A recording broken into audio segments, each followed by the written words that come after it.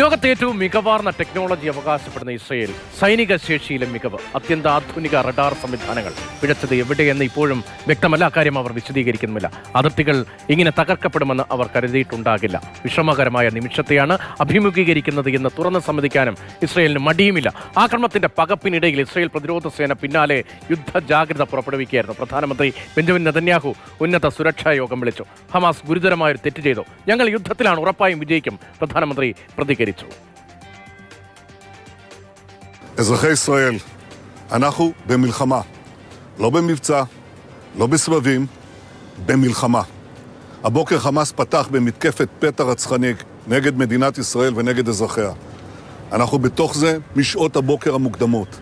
כינסתי את ראשי מערכת הביטחון, הנחיתי קודם כל לטהר את היישובים מהמחבלים שחדרו פנימה. הפעולה הזאת מתבצעת בשעות הללו.